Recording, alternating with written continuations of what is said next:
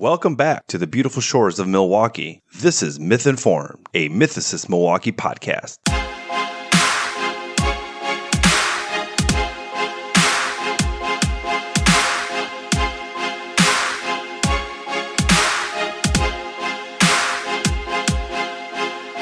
Thank you for listening to Mythinformed. Today we have Sarah Levin on the show.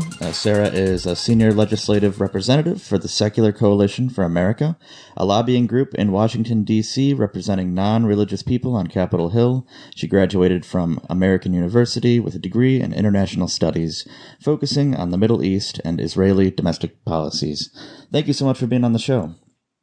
Thank you for having me. It's great to be here. It's our pleasure. It really is. All right. Thanks, Jake. I appreciate it. And again, our co-host, we should announce that. Yeah, we're co-hosts. Yeah. We'd always put that in later, though, right? I don't know. Whatever. Yeah, I'm Jake. I'm one of the co-hosts, and that's Brian, and we're meeting you for the first time. We haven't said anything before this. This is literally the first exchange we've ever had.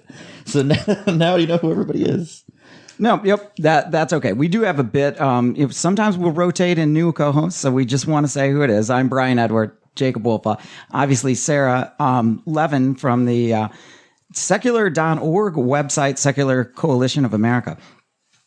There's so much I want to talk about, so I hope you're ready. I'm so ready. Okay. Where do we want to start? Do we want to start at kind of the rapid response network on Secular.org? There's a lot of issues concerning the right now politics as they relate secular issues. What's your favorite one? Where do you want to start? So I would really like to start with what's coming up next week, which is the nomination of Neil Gorsuch. That showdown is coming up. And I like to keep the action items at the end so that I can get people really riled up and excited to take action, and then kind of end with what you can do about it with all that energy. So let's start with all the juicy politics. You bet. Okay, Neil Gorsuch, Trump's appointment for the Supreme Court vacancy left by Anton Scalia. He was, I think, there was no Democrats voting against him at the federal level. So as a federal judge. So sometimes, I worry that secularism and politics can kind of conflate here. So we may have some disagreements, but probably some agreements. Why should we not like Neil Gorsuch?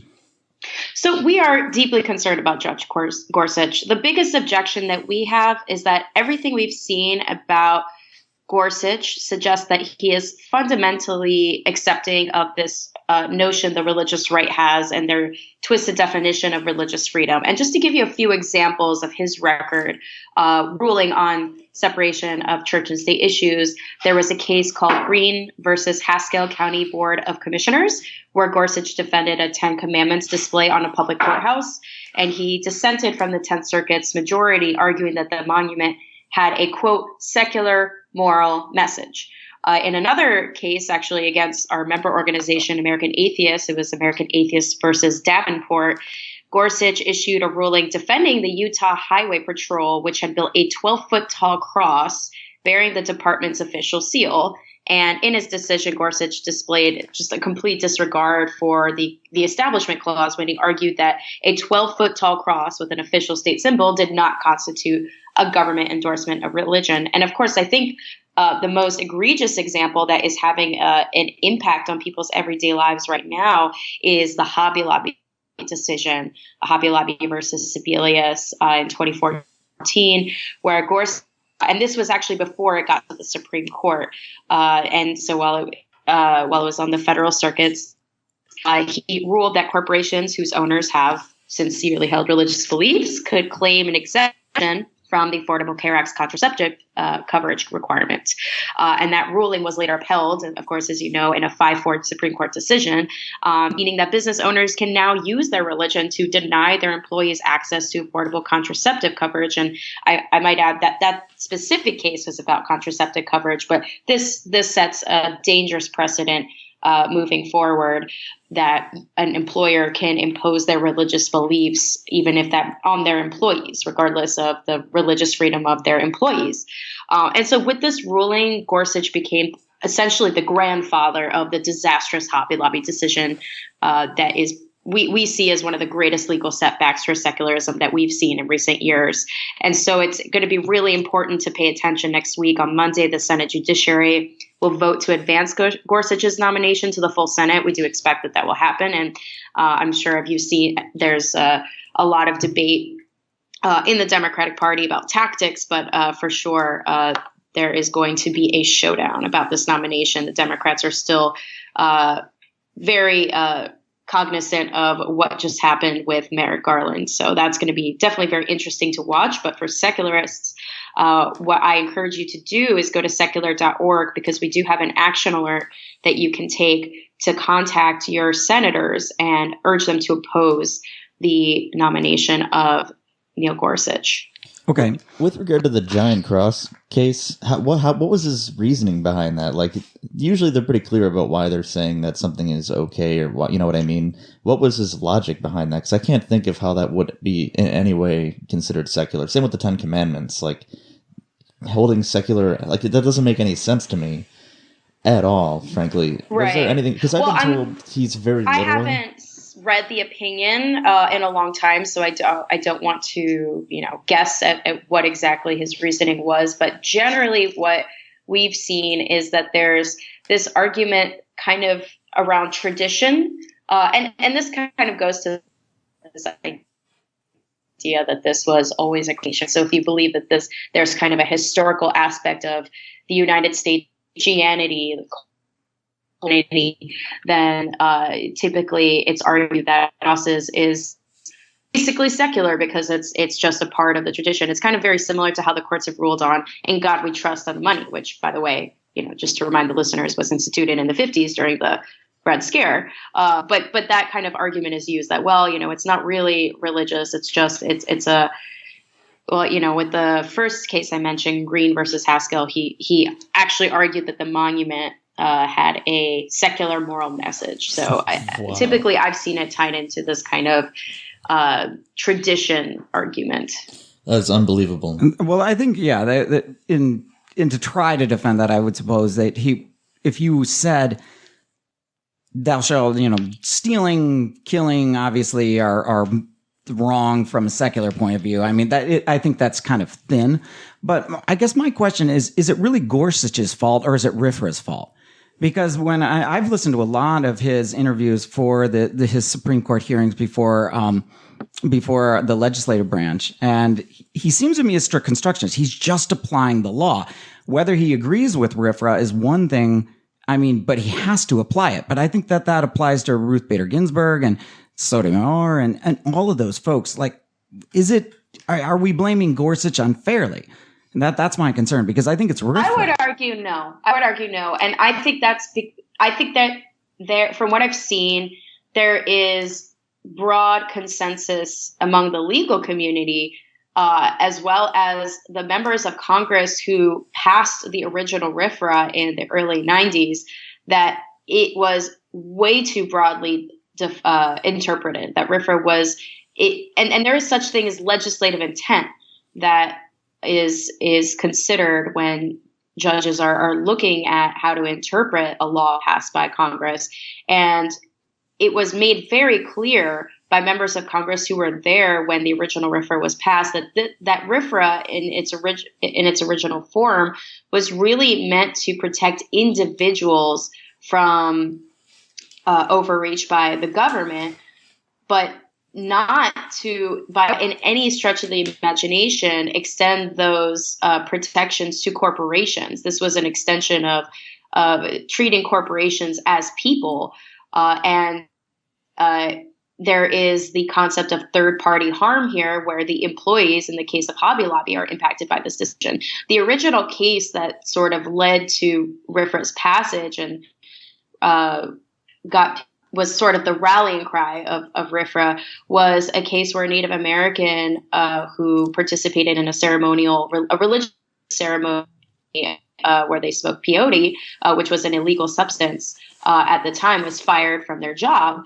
And it was argued that their First Amendment rights were violated because this was part of their religion to smoke peyote, and that this was overreach by the government. Right. And that in that case you can see, and we still as an organization disagree with the concept that a generally applicable law should have religious exemptions. That's kind of a separate issue, but it's very clear from looking at the case that led up to RFRA, what was said, why the members of Congress who voted for it, what their intent was, that the way RFRA was interpreted by Gorsuch prior to it reaching the Supreme Court, and by the five, by the way, male-and Catholic Supreme Court justices that voted to interpret it this way when it reached the Supreme Court, that it was way too broadly interpreted to extend to corporations and to allow religious beliefs to justify getting out of a law that applies to everybody and imposing beliefs on other people and therefore violating their religious beliefs. And in this case, it was the employees. Yeah. And I think, you're talking about the Smith, Maryland case. So that brings that here a bit, but when it seems like he doesn't seem partisan to me, because he was saying the same law would apply to, say, a Muslim demanding halal food in prison. This is obviously not a conservative issue. So he just doesn't seem like a political hack to me. So, I mean, in Gorsuch's defense, to be fair, I definitely don't like RFRA, but it seems like to me, maybe secularists can disagree where the emphasis should be placed. To me, it would be like on Congress to modify the RFRA law, because I don't like RFRA.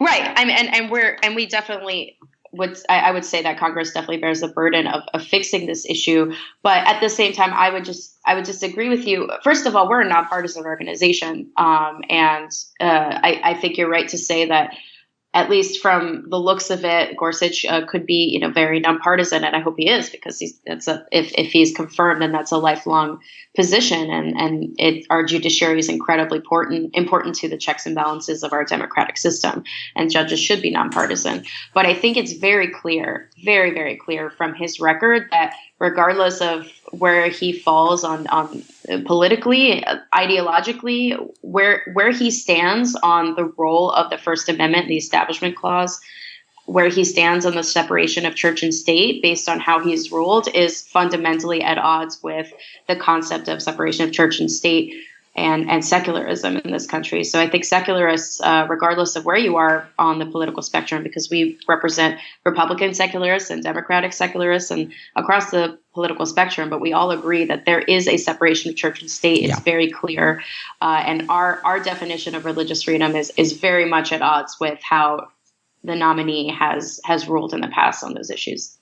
Right. Yeah. It's really hard to find out what's inside his head. So I think that's a fair and balanced. We made both cases there. Is it his fault? Is it Congress' fault? You can only judge somebody based on their actions. And in this case, we've seen that time and again, even based on what you've just told us, Sarah, he does seem to favor and basically not, separation of church and state, which is, I mean, we're not in his head, sure, but we can see what he's done, and that alone is enough to say, like, okay, this guy might actually be on the wrong side of the fence here, I mean, I don't know if we have three cases that, he would have done otherwise. I've heard that he's an extreme literalist, and, like, everything he does is interpreted, like, by the word. A strict constructionist. Very strict constructionist, and I could see that a lot of laws and a lot of things like that are very poorly written, poorly defined, and then...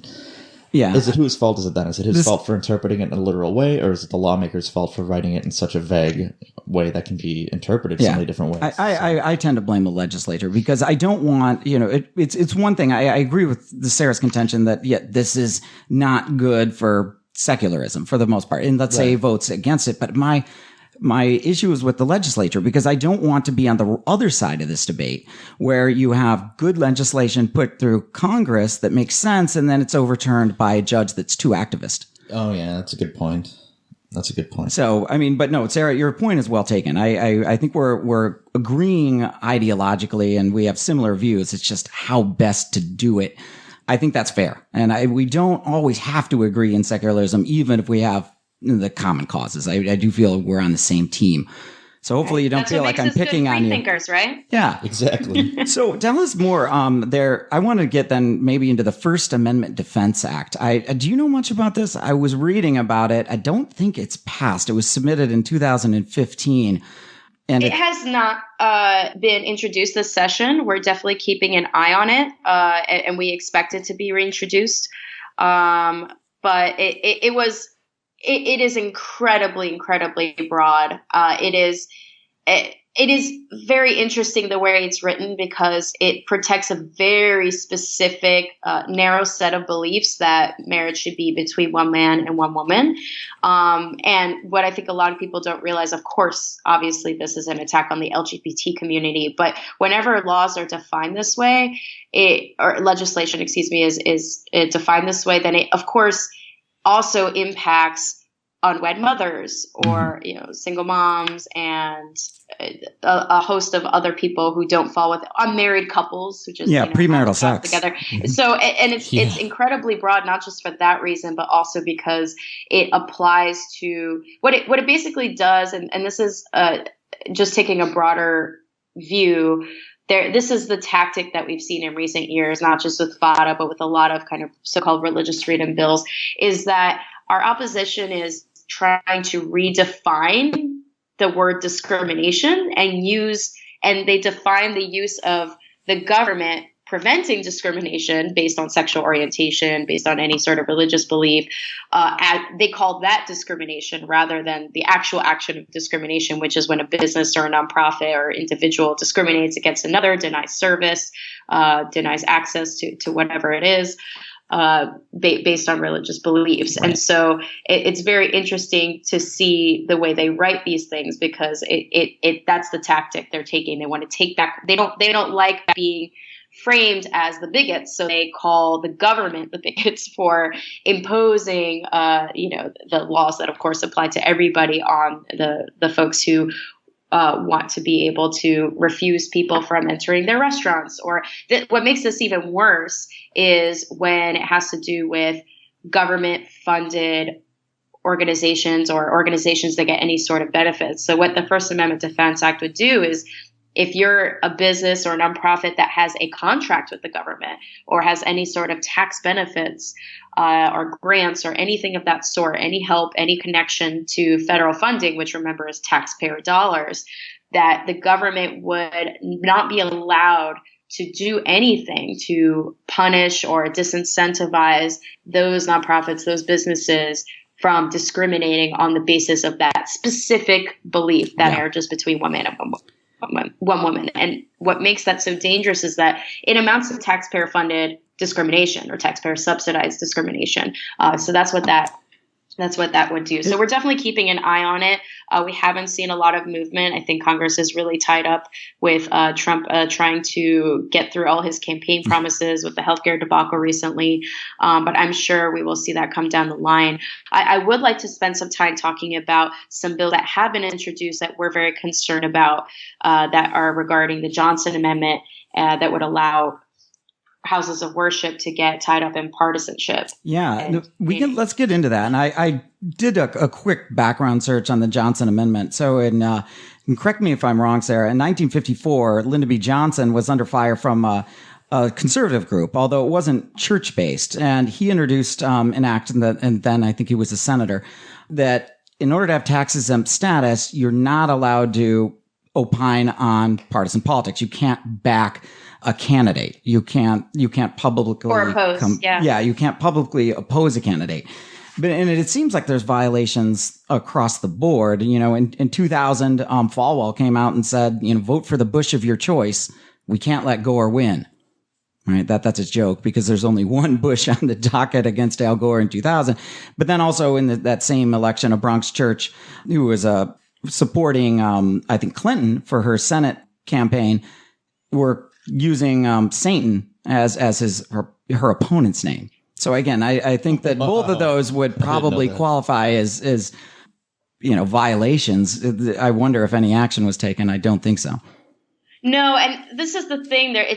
Enforcement is just a whole nother issue in itself. That the existing law, the Johnson Amendment, is not enforced at all, and churches, especially kind of on the Falwell evangelical right, they have a Pulpit Freedom Sunday every year where they encourage houses of worship to violate this law and basically kind of throw their hands and say, come at me, look at the IRS and say, do something about it. We challenge you. And of course they're not going to, because the last thing the IRS wants to do. And remember, the IRS is a bunch of bureaucrats. They're not in any position, trained to deal with matters of religion. And the last thing they want to do is go investigate a bunch of houses of worship. And there's a law in place that makes it especially difficult to do so, is the Church Audit Procedures Act. Blanking what year that was passed, but that law makes it so high. It's such a high bar. You have to get a very high up official at the IRS to investigate a case, which of course guarantees that they're not going to do it unless it's just so out there and so egregious. But this is happening all the time. They openly violate the law. So that's just kind of to start with. We know that this law is already not enforced. The problem is that now they just want to make it legal to do what they're already doing and make it legal.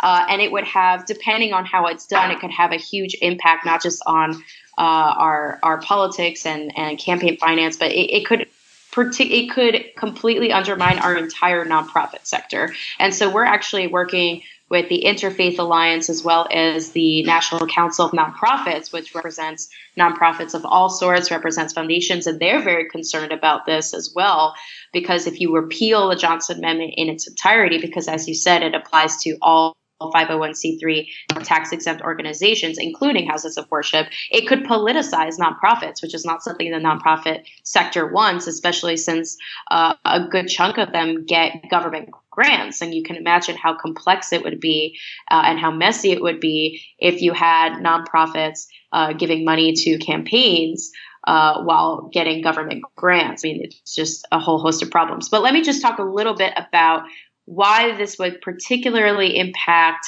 houses of worship and the separation of church and state, because something that's often missing from this conversation is the existing privileges that houses of worship have that other tax-exempt 501c3s do not have. So the most important thing to know is the Form 990. The Form 990 is basically a document that all 501c3s are required to file every year to the IRS, which details their revenues, their expenses, where the money's coming from and where it's going. And this is just a basic transparency and accountability document that is available to the public. So if you want to find out how the American Red Cross spends its money or how Salvation Army spends its money, you can go and find their Form 990 online, because they're required legally to provide it, as they should, because they have an incredible tax-exempt benefit. Being able to accept donations from people and say, hey, you can deduct this from your taxes is a really huge benefit that 501c3s have. And so, of course, they should earn it by proving that they are fulfilling their charitable mission. And the only 501c3s that do not have to file the full Form 990 with all that information is houses of worship. So churches, synagogues, mosques, temples. I'll just say churches for short. But when I say churches, I mean all sorts of houses of worship. And so that's an existing privilege that they have, that they don't have to file that paperwork. They don't have to provide that transparency and accountability to American taxpayers. So keeping that in mind, imagine that rule that we just discussed, the Johnson Amendment, that prohibits them from getting involved in partisan politicking, which of course they already do, but then it would be open season if it was actually legal. Then what we would have is houses of worship becoming like financial dark tunnels for money to flow into campaigns, because not only would they suddenly be legally allowed to endorse or oppose campaigns, they still wouldn't have to file any of the paperwork that the other 501c3s do. And so all this money would be exchanging hands, and American taxpayers would have no means, and the IRS would have no means of tracking it. Yeah, that's a fair argument. That having the same privilege, because the FFRF would have to do this. The Secular Coalition of America is going to have to say, here is our filing. Where's the churches don't? And as John Oliver, I think, rightfully said on one of his shows, like there's just a handful of church audits every year, and they don't have to do this. So there's definitely a privilege that I think is not fair. Personally, I just don't think that religious institutions ought to be that tax exempt. That to me, then you can speak your mind. You're not tax exempt. It just makes more sense to me because I don't want the religious to shut up. I want to hear that point of view. I just don't necessarily want it to be tax exempt. Yeah, right. And that's their biggest talking point, and it's such a distraction, and it really exploits the lack of knowledge that many people have, and including members of Congress and their staff, about what the actual IRS rules are, because the religious right frames this issue as a political free speech issue, saying that their clergy are being censored because they can't say whatever they want from the pulpit. And this is just a lie. And the reason is because, first of all, there's a lot that not just churches, but 501c3s can do and say that isn't considered lobbying or isn't considering partisan politics. For example, they can issue voter guides. They can, say here's where candidate Trump and candidate Clinton stand on the issues that this church cares about. And as long as it doesn't say vote or don't vote for this person on that voter guide, they haven't violated the rules. And that's true for all 501c3s. So there's actually a lot that they can do. The other thing is that, and I think you mentioned this, they don't have to have a 501c3 status. 501c3 status is a privilege, not a right. If your church, if you're a pastor and you feel very strongly that it's part of your church's mission that you should talk about politics and who your congregants should vote for and all of that, you do have the option of not accepting 501c3 status and not being a 501c3. There's no one forcing a church to be a 501c3. And then you can do whatever you want because you're not getting the tax benefits. Right. And the other thing is there are things in place if you wanted. So for example, a church could start a PAC. If they wanted to start a PAC, they could do that. And they would have to follow all the rules of reporting and transparency that other PACs do. So there are options for them. The reason they want to repeal the Johnson Amendment is basically because they want their cake and they want to eat it too. Right. Now, the Johnson Amendment specifically doesn't stop churches pushing a voter registration. It's okay, even under the Johnson Act as it stands, for me, if I'm part of a church, to go get people signed up to vote. I just can't say who to vote for. Anybody can do that. I mean, and those rules are very, very strict, and they vary state by state as well. Yeah. Voter registration is very heavily regulated because, for example, you can end up paying some very steep fines or even face jail time if you register. If you take 20 forms from your state, the Department of State in your state, and only return 18. Okay. Because our election system, I have to say, especially because of some of the rhetoric that came out of this last election, is actually excellent, and it's very decentralized. So it's not possible really to it's heavily regulated, is what I'm trying to say. I agree. I want to kind of get, speaking of like First Amendment defense, like let's switch over to the other part of the First Amendment, which is free speech, not necessarily the freedom of religion. And this is kind of a contentious issue, like on the right and the left within secularism. Some feeling that the left have kind of lost their classical liberalism. I've seen that there's a specific bill, and now this doesn't apply to the U.S., it's in Canada, M103, where the government is trying to criminalize or look into the criminalization of Islamophobia, which they rejected a rewrite of this, rejected change it to condemn all forms of systemic racism, religious intolerance, and discrimination of Muslims, Jews, Christians, Sikhs, Hindus, and other religious communities. As it stands, it's just written government approach to reducing systemic racism, religious discrimination, including Islamophobia.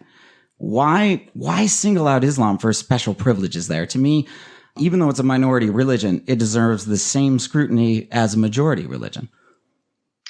I think that when it comes to it is necessary to protect people from hate crimes. And I kind of, when my orientation, and I think it's safe to say the Secular Coalition, I think this is representative of the Secular Coalition, is that it's the way to draw that line in the sand between free speech and then free exercise is the line of harm. Where do you harm people? Mm-hmm.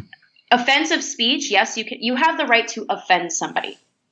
So just saying something offensive about Islam or about Christianity should not be punishable. That should be dealt with in the court of public opinion and discussion. There's a difference between saying something is unacceptable and kind of ostracizing people who behave badly according to our norms versus actually enforcing it from the government.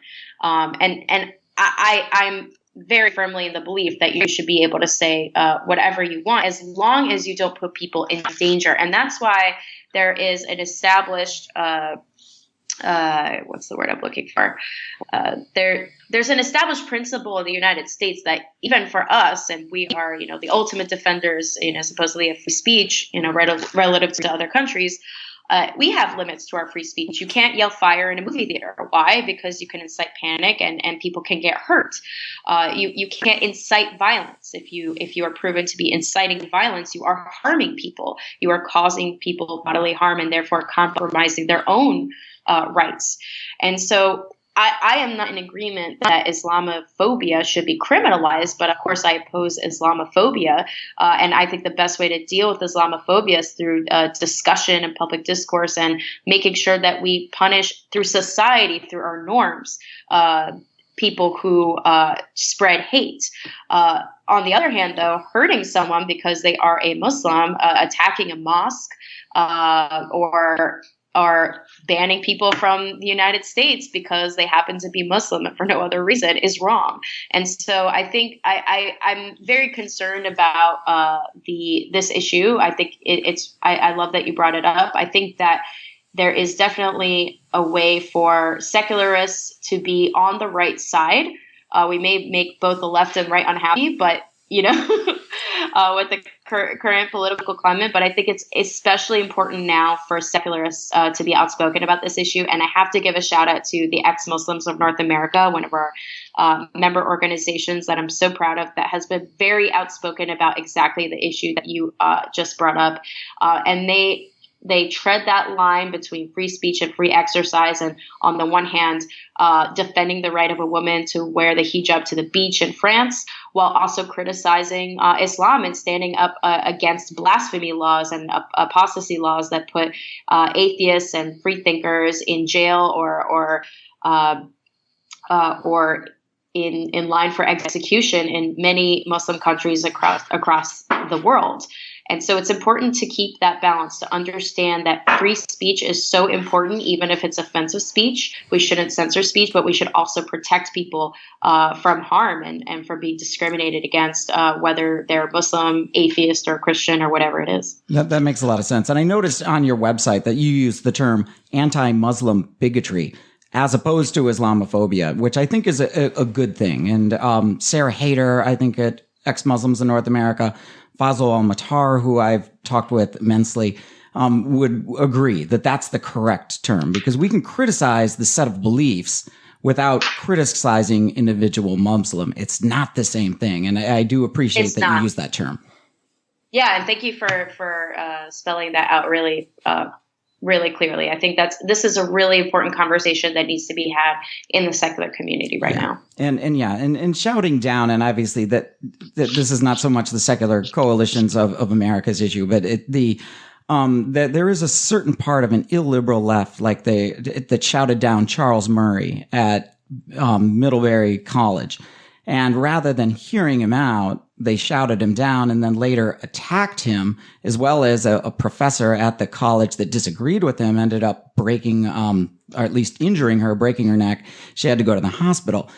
Yeah, this is tough. And the folks that would say, he has a racist message, he deserved what he got. Yikes, that's awfully illiberal. And to come out in the defense of free speech, I want to win the argument from from a meritorious perspective, not from a brown shirt violence perspective. It's weird that they always call fascism, because to me, that's what the brown shirts did. That is a form of fascism, and it's coming from the hard left. And that is a concern of mine. Right. And I share that concern. And I would say that we should be very careful to say this isn't just a liberal, because I think that free speech and respecting free speech it's an American value. It's not a right or a left value. And so I think what happened in that scenario was un-American. It's not just a liberal, or to me, I don't want to paint this really core principle of our democracy as right or left. And I think you're right that this is really violates that principle. And it reminds me of what many atheists have said about those who wish to censor speech that they consider offensive toward religion. That, if you're so secure in your beliefs, then you shouldn't be afraid to defend them and to discuss them. And that if your response to criticism of religion is to violently is violence or is censorship, then you may not be very secure in your beliefs. And so I'm very disappointed to see what's happening across college campuses. And it's frankly it's un-American, and it's counter to the whole purpose of going to university, going to college. You have to be ready to be presented with points of view that you're not familiar with, that you're not comfortable with, that you vehemently disagree with.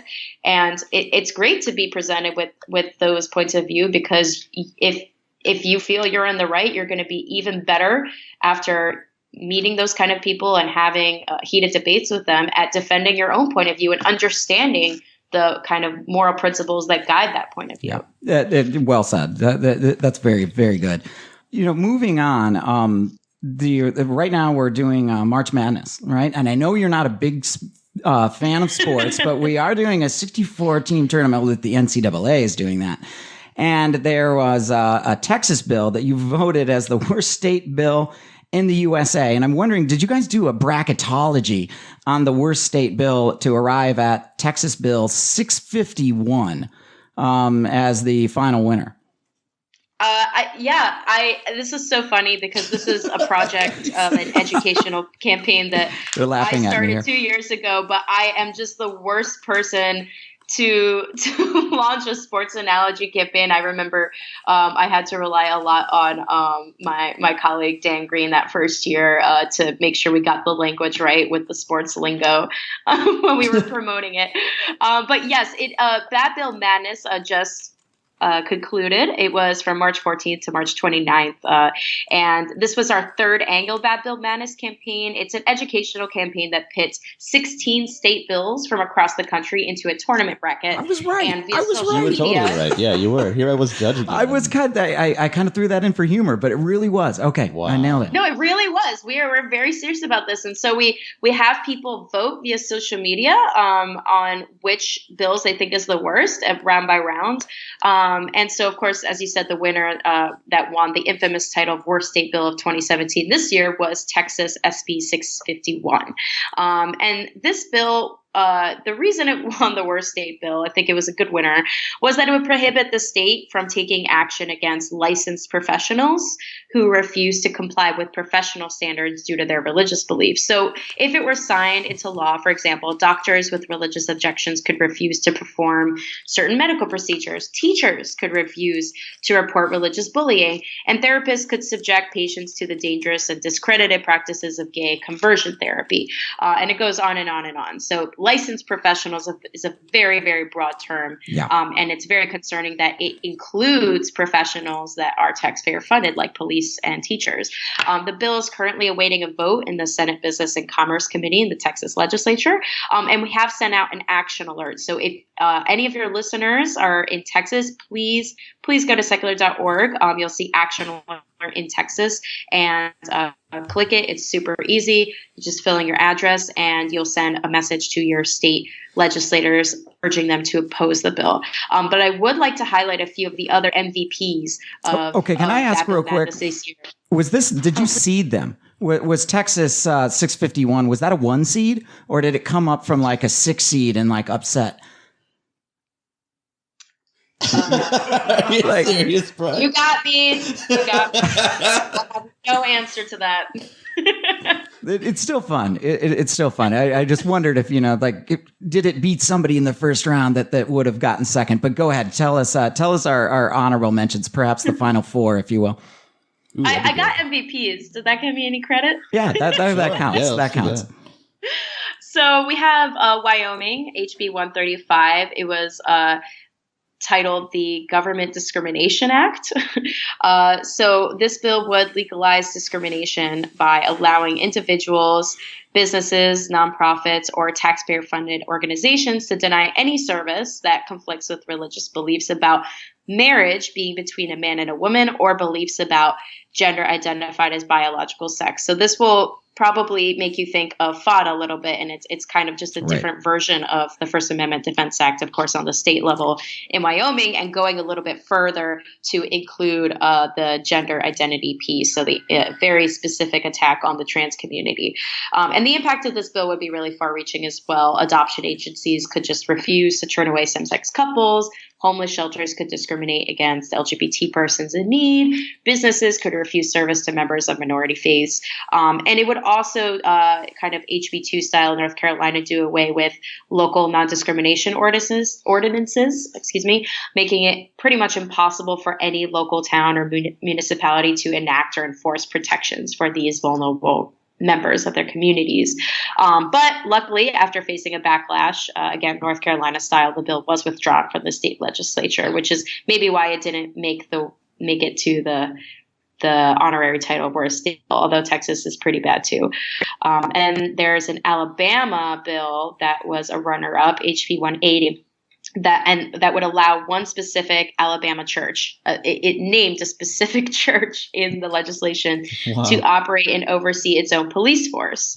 And this bill raises an alarming number of constitutional questions, such as, what authority would the state have over these police? Wow. Would officers have to sign a statement of faith? Can other churches demand their own police force as well?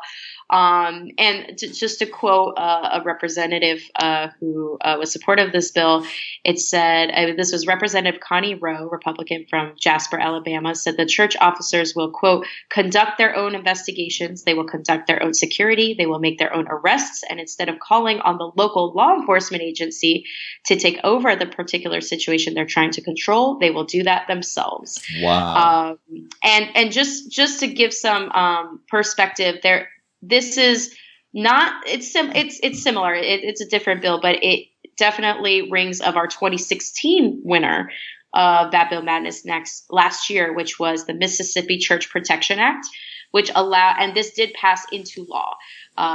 This allowed churches to empower designated members of their congregation as part of a security team with a shoot-to-kill authority equivalent to a police officer, but with less government oversight. And the bill contained very few restrictions regarding where one could act within this capacity, so it would allow a church's volunteer security to exercise this authority in public and private venues outside of the church, as long as it was a church-sponsored event. So, unfortunately, there is precedent for this Alabama bill that was signed into law. I would have to check where it is right now, but these are kind of the MVPs. And just to kind of close on the Bad Bill Madness subject, the reason that we do this campaign every year, and yes, it's fun and it's on social media, and it's kind of like a fun campaign where people can vote. The real point of this is that so many bills pass through the states unnoticed. It is so important for secularists to pay attention to their state and local politics, because frankly, first of all, the states just get a lot more done than Congress. Congress is so gridlocked, not a lot of bills even get through. States are incredibly good at getting bills through. And so it is so important to pay attention, because so much of this crazy stuff, these egregious violations of separation of church and state, will pass through unnoticed if there aren't folks paying attention. So we're, of course, tracking the states, but we want to make sure that our supporters are informed and engaged as well. And that's good. And I think that's why you're seeking protections at the federal level, because sometimes state laws don't come in to cover it. I mean, imagine it's probably not an issue in California, but it could be in Wyoming, North Carolina, Mississippi, that you're saying, and Alabama. But this is like the Christian version of like the Sharia patrols. that make no sense at all, right? You see that in Britain. That's you considered a conservative issue somehow. But yeah, those conservative folks that are leaning, this is just as bad, right? If you oppose Sharia patrols, you've got to oppose this. It's hypocrisy if you don't. It is. There's a lot of hypocritical stuff going on. Right. A myth, perhaps. Yeah. That would be a myth of logic. Which myth of logic. Yeah. So we're gonna go ahead. We're gonna take a quick break. We're gonna do the myth of the day real quick, and then we'll be right back. The Moses tale was originally that of an Egyptian hero, Ra-Harakti, the reborn sun god of Canopus, whose life story was copied by biblical scholars. The same story was told of the sun hero fathered by Apollo on the virgin Creusa, of Sargon, king of Akkad in 2242 BC, and of the twin founders of Rome, among many other baby heroes set adrift in rush baskets. In the palace of Sennacherib, Bonnie G. Smith found another fragment of the curious history of Sargon. This text relates that Sargon, an early Babylonian monarch, was born of royal parents, but concealed by his mother, who placed him in the Euphrates in an ark of rushes, coated with bitumen, like that in which the mother of Moses hid her child. See Exodus. Sargon was discovered by a man named Aki, a water carrier, who adopted him as his son, and he afterwards became king of Babylonia. The date of Sargon, who may be termed Babylonian Moses, was in the 16th century BC or perhaps earlier. That is our myth of the day. Wow. Thank you, Antonio. And speaking, right, we're mythicists, of course, so we're questioning the existence of biblical figures like Moses mentioned there. But Sargon, specifically Sargon of Akkad, that you've mentioned, there is a YouTuber that goes by this moniker, Sargon of Akkad, that will be having a conversation with Thomas Smith. Kind of slightly, you could say one is slightly to the right, one is slightly to the left. Going to have a good interview/discussion. He'll be at our Mythinformed Conference 4 in September 30th of 2017. So again, 9/30/17. Those two are on the docket. As well as our Batman and Jesus premiere is going to come out, our homemade film by the premiere director, Joseph K. Richards, who he will be famous. He's not famous now, but he will be, along with Armored Skeptic and Shuan Head and Melissa Chen. So save the date, 9/30/17. Those are some bold claims. He will be famous. That's right. I think you're right. I'm just predicting, right? I mean, we're allowed. We're in March Madness. We're in Bill Madness. I'm sure that, Sarah, there were some people that were predicting it's got to be X, and then maybe it lost a close one to this Bill 651. That's tough. Now, what about education? I know under your issues on your site, you mentioned education should not be subjected to religious education or that being exercised in schools.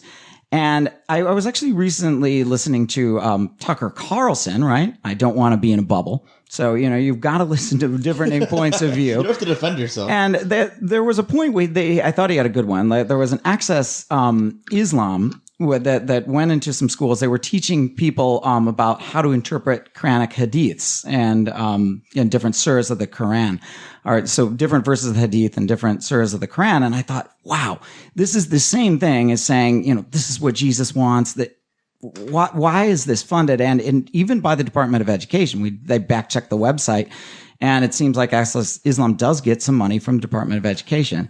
What are your thoughts on this, and how egregious is kind of public funding of education for folks in high school and grade school? It's a complete violation of the separation of church and state, and we are incredibly concerned and active on the voucher issue, as are many of our member organizations as well. It doesn't really matter, you could talk about Christian education in schools, Muslim education, Jewish education. It doesn't matter. The founding principle of separation of church and state. This is a non-starter for us. No taxpayer funded money should go to a sectarian education, and that's completely different from learning about religions from a kind of non-biased sort of world history point of view, where you're just learning what do Muslims believe, what do Christians believe, and all of that. But when it's taught as fact, that has no place in public schools, period. And all of our history goes to show that there is a reason there's a very good reason why we keep religion out of public schools. And it's so interesting what a short memory the Christian right has of the bitter fights, at times even violent, between Protestants and Catholics in this country over public education. I mean, that was such a huge issue, and that's within Christianity. There's nothing more divisive than having our taxpayer dollars go to religious education, and it doesn't matter whether it's Islam or Christianity or whatever it is. If you want to send your child to have a religious education, there is a space for that in private schools. So the problem is now that Betsy DeVos and the Trump administration want to take money out of the federal piggy bank, taxpayer dollars, and give them to private religious schools. Now, they talk about school choice, they talk about charters, they talk about private, but it's important to keep in mind that the majority of that money, of voucher money, goes to religious schools. And I hadn't heard of this particular case. I'm sure that there's probably a kind of insubstantial amount of money in the big grand scheme of things that go to Muslim schools, probably some Jewish schools too, but the vast majority go to Christian schools of this country. Right. And that's a fact, but that still doesn't change. It doesn't change the underpinning principle that it compromises our Constitution,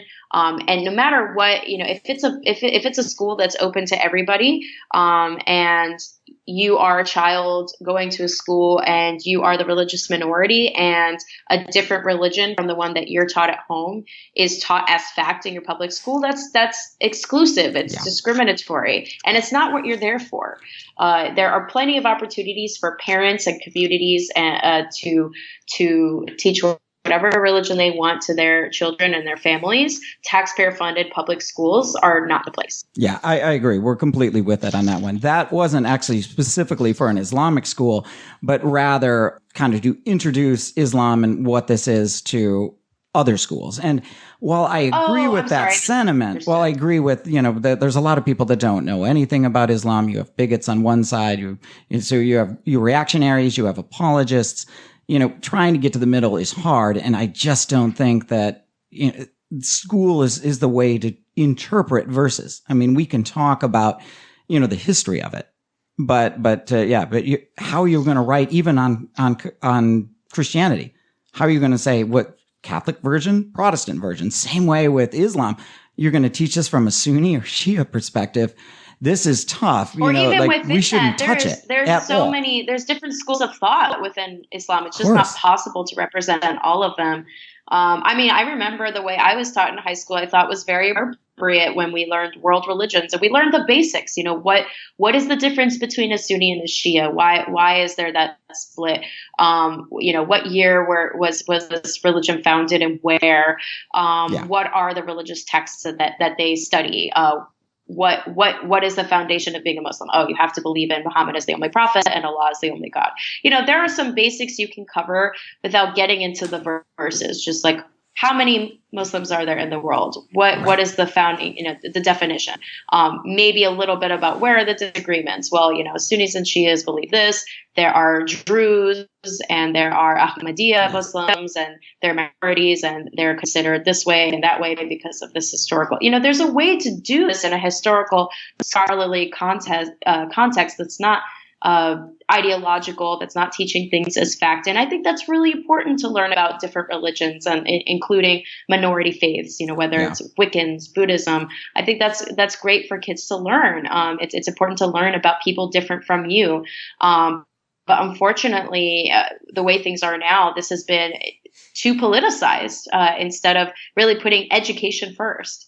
Yeah, I think you can make the mistake coming from like this hard line. I want to pose my ideology on you. That usually comes from the majority faith. But you can also feel like, not all Muslims, we want to teach this, but you can make the same mistake. You cannot be interpreting scripture and have teachers and students practicing this in a public place. I mean, that's what, agree. the Secular Coalition of America is for. That's what Mythicist Milwaukee is for. That's a good place to discuss this.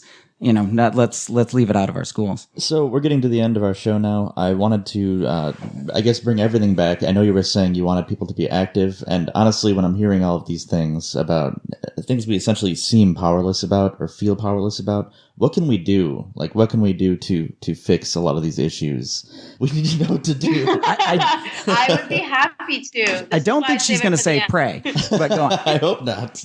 So people usually get just so either depressed or just angry and by the end of my political updates. So it's a perfect time to convert that into energy and activism. My goodness.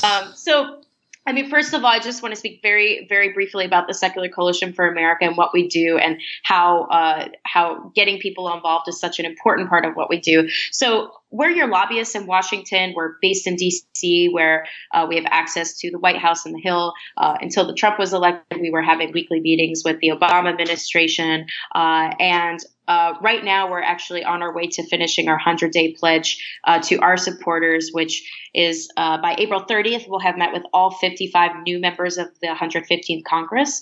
1/4 of all Americans are non-religious, but only one member of Congress is religiously unaffiliated.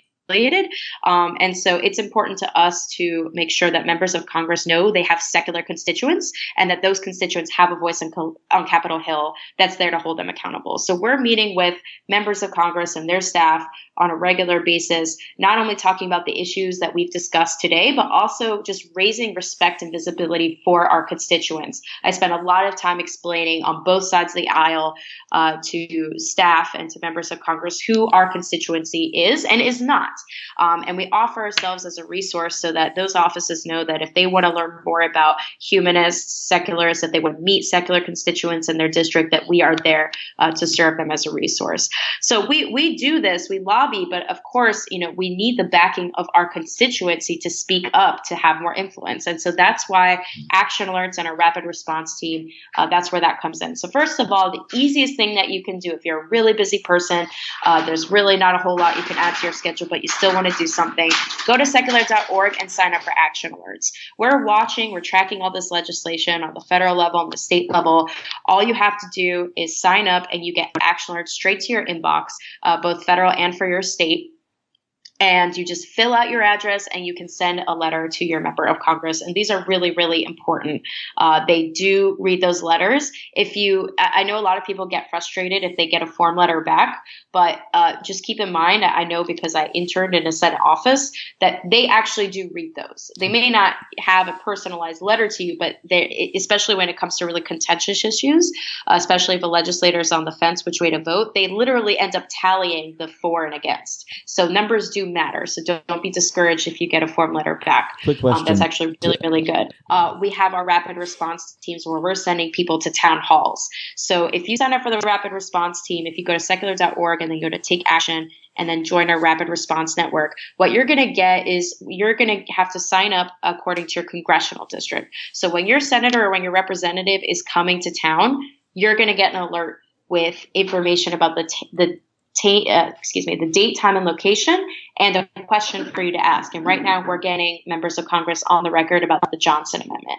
And I want to give just an example or two of how impactful this is. The most impactful thing you can do is show up and identify yourself as a constituent and ask a question. And this has been working so well. We have one guy who went to a town hall in Illinois to ask about the Johnson Amendment. And when he stood up and said that he was an atheist and he believed in separation of church and state, everyone around him at that town hall started applauding. So imagine you're that legislator, you're there, you're in your home district doing a town hall. Someone identifies as an atheist and everyone around them is your constituent, your voters that you want to vote for you in the next election, just applauded them saying that they support the separation of church and state. Imagine how powerful of a message that is to that legislator. In Rhode Island, we sent a constituent to question their legislator on the Johnson Amendment.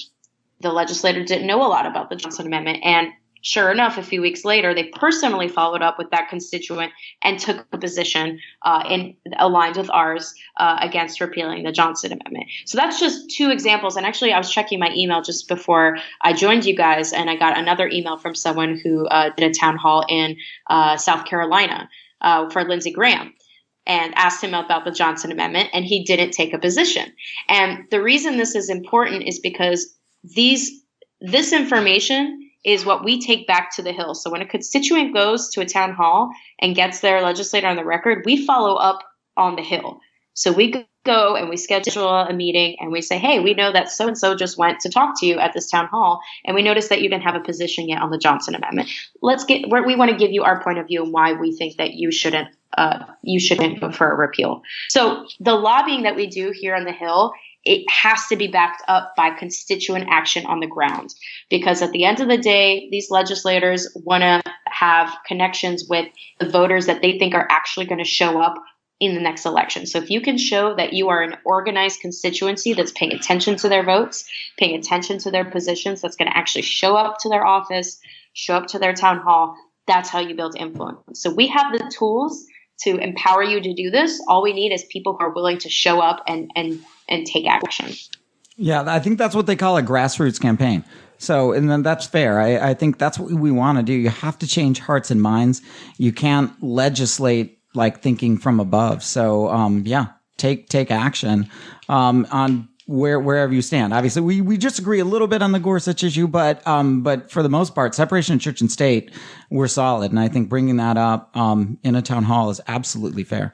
Well, thank you so much for being on the show today. We very much enjoyed having you on. I think we all learned a lot today, especially me. Thank you for having me. Happy to come back anytime. Awesome. Thank you. Yeah, Sarah, yeah, it's great. I could probably, debate these things all day with you, but unfortunately, we do have to leave. I definitely hope to talk to you again. Really appreciate your efforts, and thanks for a well-informed, great interview. Thank you so much. Look for the premiere of the movie Batman and Jesus, produced in collaboration with King's Tower Productions as part of Mythinformation Conference 4 on September 30th, 2017. An audience for the Batman and Jesus movie premiere include Seth Andrews, creator and host of The Thinking Atheist, atheist celebrity Aaron Ra, mythicist scholar Dr. Richard Carrier, Naked Mormonism podcast creator and host Bryce Blankenagel, CEO of Atheist Republic Allie Jackson, and a slew of other guests. The Mythinformation Conference will include the very exciting buzzed belief debate titled Islam in the Age of Trump between Asra Nomani and Faisal Saeed al-Muhtar that will be moderated by Matt Dillahunty. The conference will also include a lineup of speakers such as London-based YouTube juggernaut Sargon of Akkad, also YouTube sensations Armored Skeptic and Shoe on Head, and Global Humanist Secular Movement editor Melissa Chen. We will also be hosting a special VIP party where VIP ticket holders will be privy to a private presentation by Ron Miscavige, father of David Miscavige, the leader of Scientology, on his experience with Scientology during and after his escape. To learn more or to purchase tickets for Mythinformation Conference 4, visit us at mythicistmilwaukee.com. Now, back to the show. Thank you for listening to Mythinformed. Mythinformed is brought to you by Mythicist Milwaukee. Producer Sean Frasick. Associate producers Fritz Blondon and Kristen Whitaker Hood, engineer Josh Benishek, technical consultant Jason Lawson, and hosts Brian, Dimitri, Jacob, and Joseph. Every week we produce a new podcast that sheds light on religion, secularism, and mythology. If you enjoy this show, please support us on Patreon at patreon.com/mythicist. Mythicist Milwaukee also brings major secular conferences and debates to the Milwaukee area, along with community events, both local and online. To support us in bringing future events, become a member at mythicistmilwaukee.com to receive member-only benefits. You can also visit mythicistmilwaukee.com and hit the donate button located at the bottom of each page to place a financial donation amount of your choice. And now, the closing theme, written and performed by Shelley Siegel.